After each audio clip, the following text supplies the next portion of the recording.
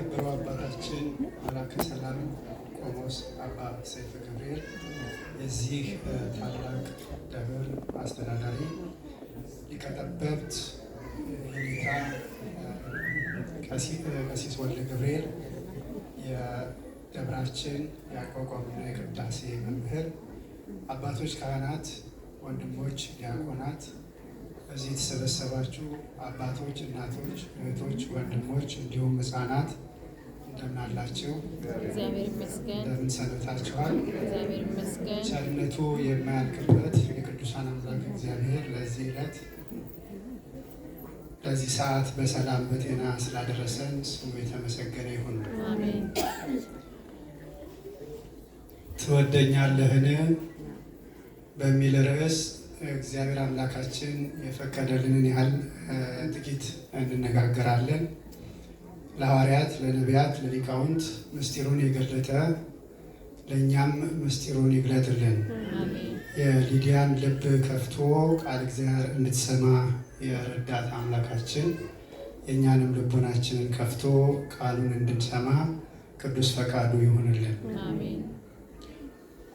እንግዲህ ዛሬ በወንጌሉ ላይ ሲነበብ የሰማነው የዮሐንስ ወንጌል ምዕራፍ 21 ከቁጥር 15 እስከ መጨረሻው ያለው ነው።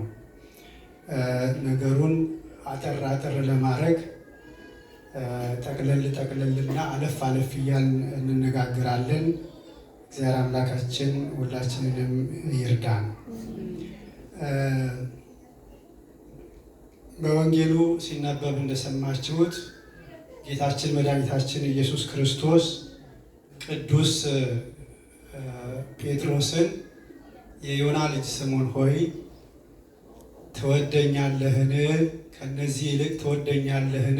ብሎ ሲጠይቀው ሰምተናል። የዮና ልጅ ስምዖን ሆይ ከነዚህ ይልቅ ትወደኛለህን? ብሎ ሲጠይቀው ቅዱስ ጴጥሮስ ምንድን ነው ያለው? አዎን ጌታ ሆይ እንድወድህ አንተ ታውቃለህ ብሎታል። ከዛ ጌታችን መድኃኒታችን ኢየሱስ ክርስቶስ በጎቼን ጠብቅ ብሎታል። በመቀጠልም ለሁለተኛ ጊዜ የዮና ልጅ ስምዖን ሆይ ከነዚህ ይልቅ ትወደኛለህን ብሎ ጠይቆታል። አሁንም ቅዱስ ጴጥሮስ ያንኑ ቃል ነው የመለሰው። አዎን ጌታ ሆይ እንድወድህ አንተ ታውቃለህ ብሎ መለሰ። ጌታችን አሁንም ቀጠልና ጠቦቶችን አሰማራ አለው። ቀጥሎም ጠቦቶችን አሰማራ ካለው በኋላ ሶስተኛ ጊዜ ጠየቀው። የዮና ልጅ ስምዖን ሆይ ከነዚህ ይልቅ ትወደኛለህን ብሎ ሲጠይቀው ቅዱስ ጴጥሮስ ተከዘ ይላል። ተከዘ። ከዚህ በፊት እረኛውን እመታለሁ በጎቹም ይበተናሉ ተብሎ እንደተጻፈ እኔ በሚያዝበት ጊዜ ሁላችሁ እኔን ትታችሁ እኔን ክዳችሁ ትበተናላችሁ ሲላቸው ቅዱስ ጴጥሮስ ሌሎቹ ሁሉ ቢሰናከሉ እኔ በአንተ አልሰናከልም ብሎ በድፍረት በመተማመን ተናግሮ ነበር። መሞት እንኳ ቢያስፈልገኝ ከአንተ ጋር እሞታለሁ፣ እከተልሃለሁ፣ እስከ ሞት ድረስ እከተልሃለሁ ብሎት ነበር። ጌታችንም በዚያን ጊዜ አሁን ልትከተለኝ አትችልም፣ በኋላ ግን ትከተለኛለህ። እውነት እልሃለሁ አልክድህም። ከነዚህ ሌሎቹ ቢክዱ ሌሎቹ ቢሰናከሉ አልሰናከልም አሁን ብለሃል። ነገር ግን በኋላ በሚያዝበት ጊዜ ዶሮ ሳይጮህ 3 ጊዜ ትክደኛለህ ብሎት ነበር። የጌታ ቃል የማይታበል ነውና ጌታ ተይዞ ወደ ጲላጦስ ወደ ገዢው ግቢ በወሰዱት ጊዜ በሌሊት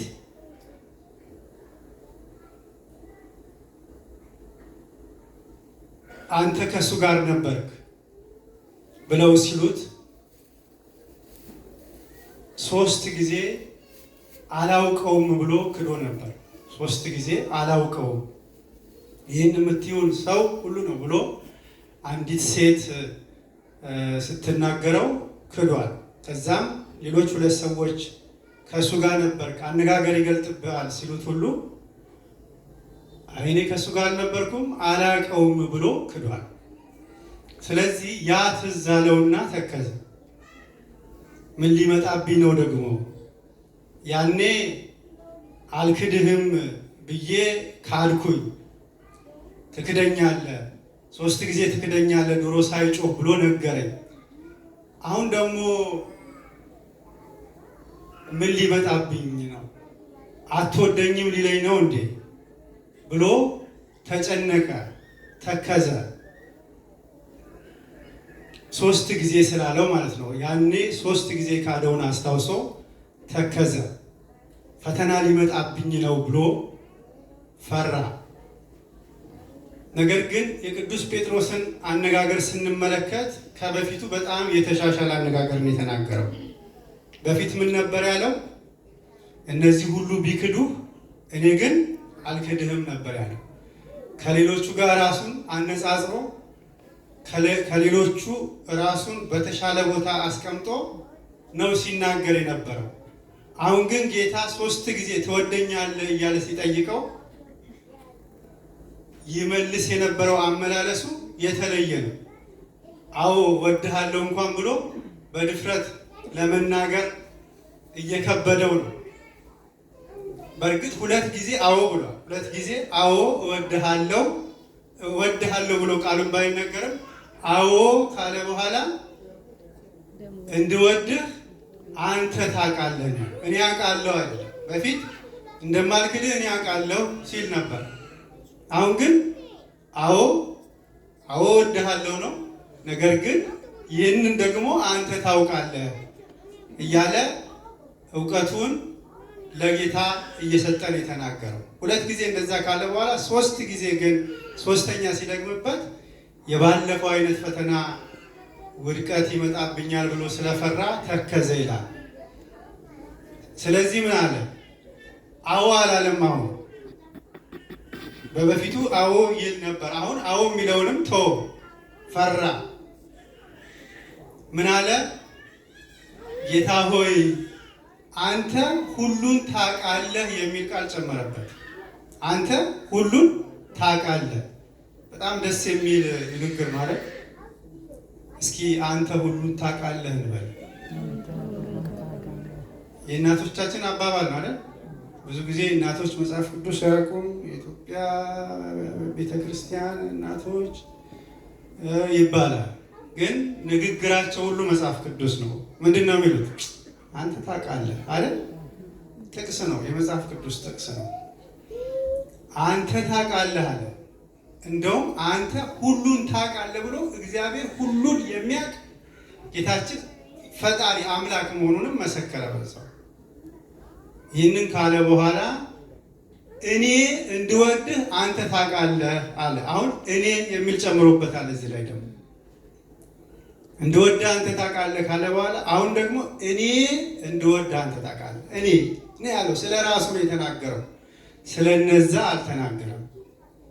በበፊቱ እነዚህ እንኳን ቢሰናከሉ እያለ ስለ እነሱ ይናገራል፣ ስለ ሌሎች ይናገራል። አሁን ግን እኔ እንድወድህ አንተ ታውቃለህ።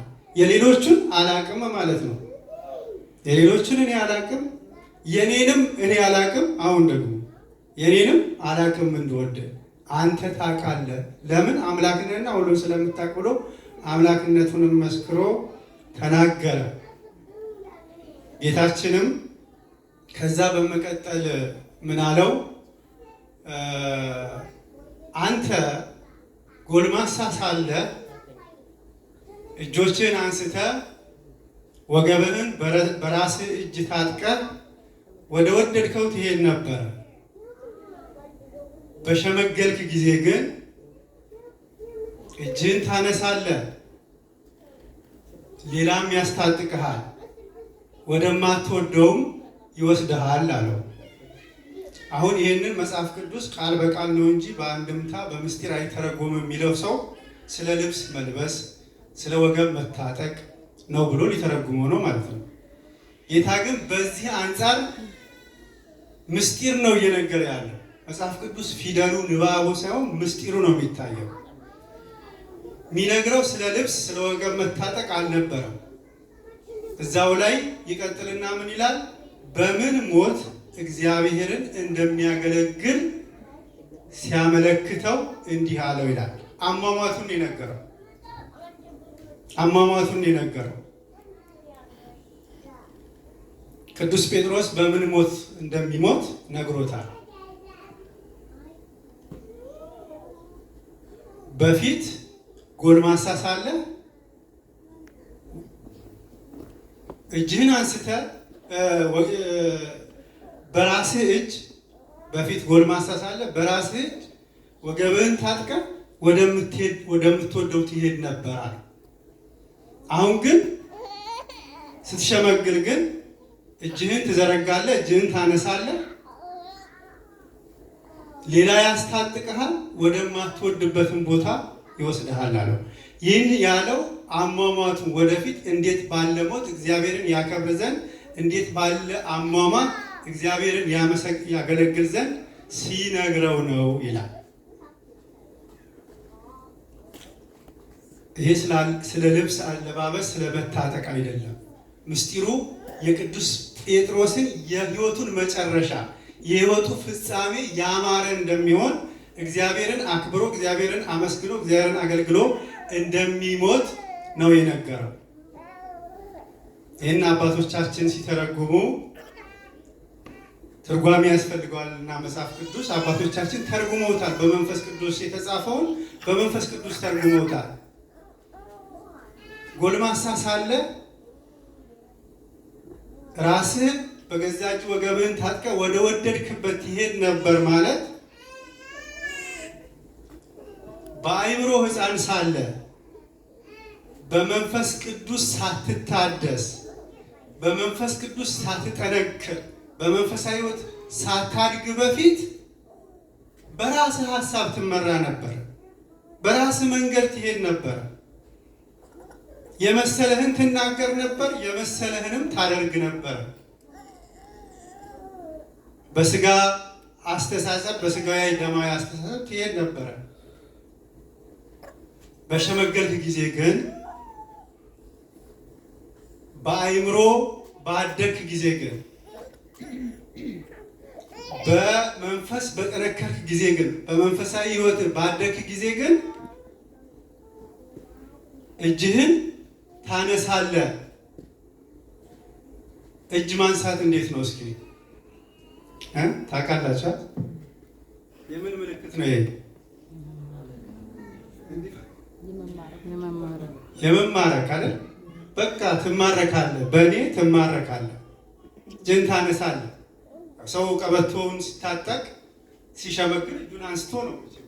እሱ እኔ አልችልም ሌሎች ሰዎች አስታጥቁኝ ብሎ ነው እጁን ያነሳል። ይሄ በልብሱን ስናየው ነው። በሌላው ደግሞ ስናየው መማረክ ነው። ትማረካለህ፣ እጅን ታነሳለህ፣ ወገብህን ሌላ ያስታጥቅሃል። ሌላ ያስታጥቅሃል የሚለውን አባቶቻችን በተለያየ መንገድ ተርጉመውታል። በምስጢር በልዩ ልዩ ጥልቅ በሆነ ምስጢሮች ተርጉመውታል።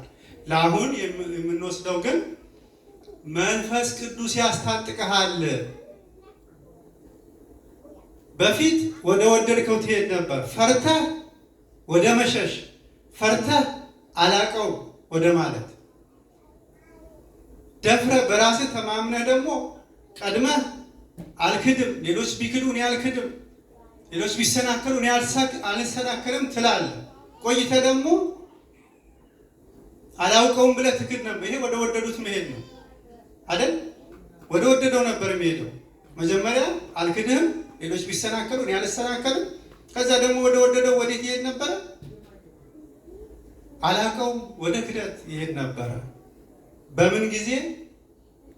ጎልማሳ ሳለ ሳትጠነክር፣ መንፈሳዊ ሕይወት ሳይጠነክር፣ በመንፈስ ሳታድግ በፊት ወደ ወደድከው ስጋህ ወደ መራ ስጋዊ ደማዊ አስተሳሰብ ወደ አመለከተ መንገድ ትሄድ ነበር። አሁን ግን ስትጎለምስ መንፈስ ቅዱስ ሲያድርብን ኃይልን ማን ያስታጥቅሃል? ሌላ ያስታጥቃል። መንፈስ ቅዱስ ያስታጥቅሃል።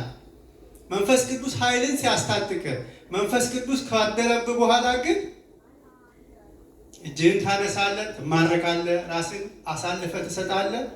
እጅህን ታነሳና በመስቀል ላይ ትሰቀላለህ ብሎታል። እጅን አንስቶ መሰቀል ትሰቀላለህ ብሎታል። እንዳለውም አልቀረም። ቅዱስ ጴጥሮስ የሕይወቱ ፍጻሜ የሆነው ተሰቅሎ ነው የሞተው። አሟሟትም ኔሮን ሊሰቅለው የሮማውያን ጭፍሮች ሊሰቅሉት ሲይዙት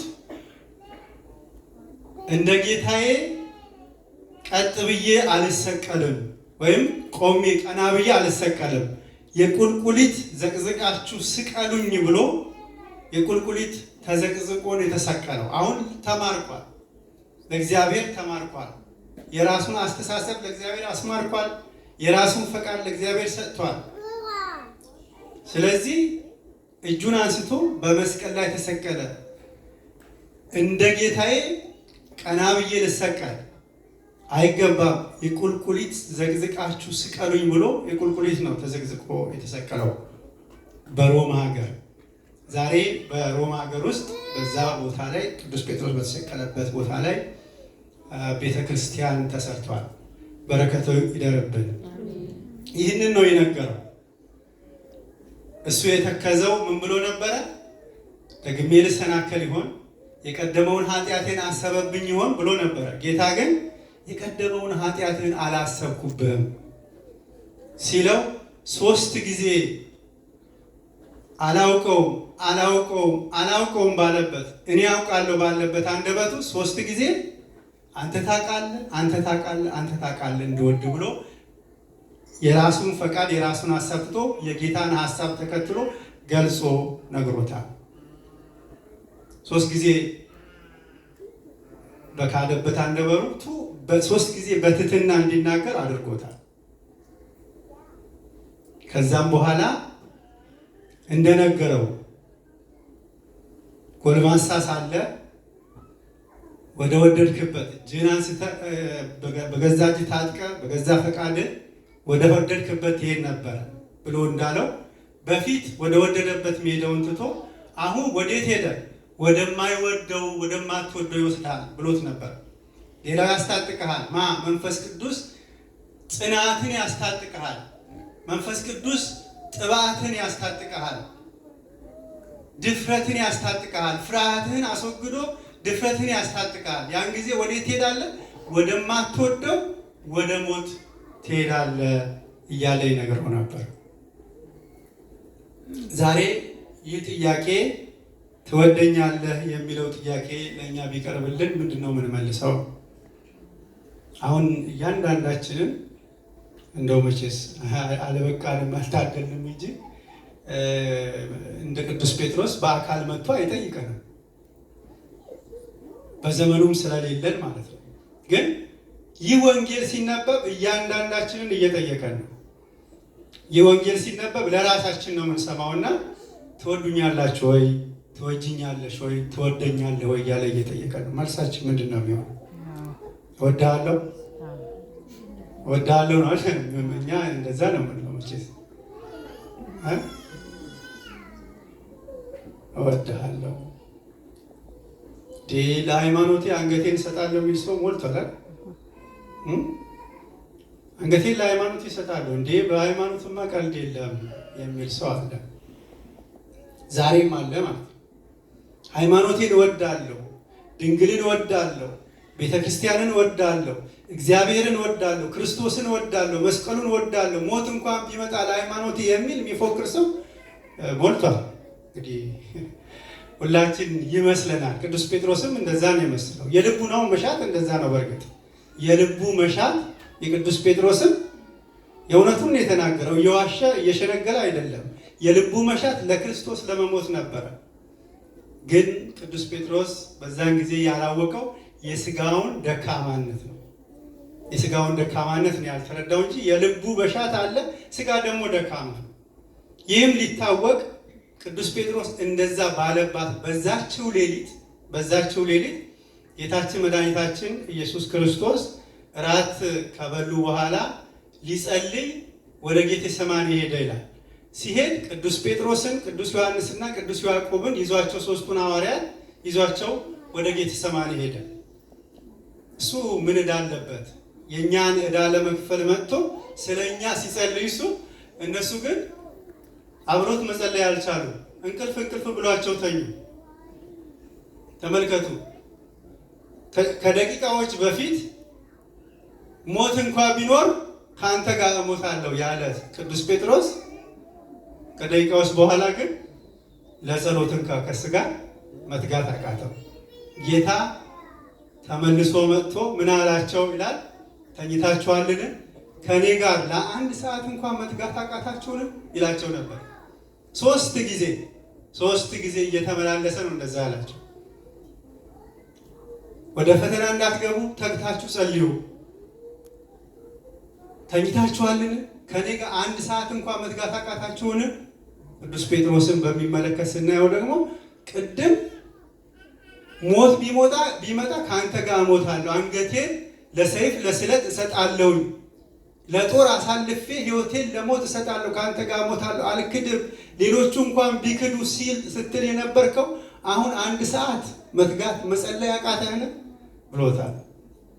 እኛ እንደዚህ አይደለንም እንዴ? ፎክረን በቃ ለሃይማኖቴ፣ ለቤተ ክርስቲያኔ፣ ለሀገሬ ምናምን ብለን ግን እንኳን አንገታችንን ልንሰጥ ሰዓት እንኳን አንሰጥም ለእግዚአብሔር። ስንቶቻችንን እስቲ የተወሰነ የተቆረጠ የጸሎት ሰዓት ያለን? ጸሎታችንን ደግሞ ስንጸልይ ሀሳባችን ሳይበታተን በሰቂላ ሕሊና በንቁ ልቡና ሆነን የምንጸልይ ስንቶቻችን? ጸሎት ገና ሲባላል እንደ እንቅልፍ የሚለን አረ ግድ የለም ጸሎቱ ይቅር ቃለ እግዚአብሔር ሲባል እና ቃለ እግዚአብሔር እንኳን መስማት ያቅተናል፣ እንኳን ይቅርና አንገታችንን መስጠት። ጸሎት ማድረግ ያልቻለ ሰው እንዴት ነው ሰማዕት የሚሆነው? ቤተክርስቲያን ሰማዕትነት ያስፈልጋታል። በሰማዕታት ደም ነው እስከ ዛሬ ድረስ የቆየችው። አጥንታቸውን ከስክሰው ስጋቸውን ቆርሰው ቆዳቸውን እንደ ከብት ተገፈው በስጋቸው ላይ ጨው አሞሌ ተነስንሶባቸው ከብቶች እየላሷቸው አጥንታቸው እስኪቀር አጥንት እጃቸው ሰውነታቸውን በአንዴ ቢገሏቸው እንዳይሰቃዩ እንዳያርፉ ብለው በአጽቋቸው ልክ እንደ ሸንኮራ እየከተፉ ነው የገደሏቸው ሰማዕታትን። ጥርሳቸውን ረግፈው ፂማቸውን ተለጭተው ነው ሃይማኖትን ለእኛ ያቀበሉ። ቤተክርስቲያን ሰማዕትነት ያስፈልጋታል። ግን እኛ እንዴት ነን ነው? ሰማዕትነቱ ይቅርና በጸሎት እንኳን እንተጋለን፣ አንድ ሰዓት እንኳን እንተጋለን፣ ያቅተናል። ሌላ ሃይማኖቴ ስንት ነገር አደርጋለሁ ብለን ምንም ነገር ማድረግ አንችልም። ይህንንም ጌታ ምን አላቸው? ቅዱስ ጴጥሮስ፣ ቅዱስ ዮሐንስ እና ቅዱስ ያዕቆብ ሲተኙ ነግሯቸዋል። መንፈስ ተዘጋጅታለች፣ መንፈስ ዝግጁ ናት፣ ስጋ ግን ደካማ ነው ብሏቸዋል። የቅዱስ ጴጥሮስ መንፈሱ ለመሞት ተዘጋጅቷል። እየሸነገለ አይደለም፣ እየዋሻ አይደለም፣ ለመሞት ተዘጋጅቷል። ግን ስጋው ምን አለ? ለጸሎት መትጋት እንኳን አቃተው። መንፈስ ዝግጁ ነው፣ ስጋ ግን ደካማ ነው እና የስጋችንን ድካም አለመረዳት ሌላው ችግር ነው። የምንናገረው ነገር የምናስበውና የምናደርገው ነገር ይለያያል። ይህንን ቅዱስ ጳውሎስ በሮሜ ምዕራፍ 7 ላይ ገልጾታል። እኔ ምንኛ ጎስቋላ ሰው ነኝ ብሎ ማለት ነው የገለጸው። የማደርገውን አላውቀውም፣ ልቤ የሚያስበውን ስጋዬ ማድረግ ያቅተዋል። መልካም ነገር ለማድረግ እመኛለሁ፣ አስባለሁ፣ መሻቱ አለኝ፣ ፍላጎቱ አለኝ። ነገር ግን ማድረግ ግን ያቅተኛል ብሎ እኔ ምን ያህል ጎስቋላ ነኝ፣ ለስጋ የተሸጥኩኝ ጎስቋላ ሰው ነኝ። በሰውነቴ ውስጥ ሁለት ፈቃዳት የሚዋጉብኝ ሰው ነኝ። የመንፈስ ፈቃድ በእኛ ቦታ ተገብቶ ሲናገር ነው ቅዱስ ጳውሎስ ይህን ደረጃ አልፎታል።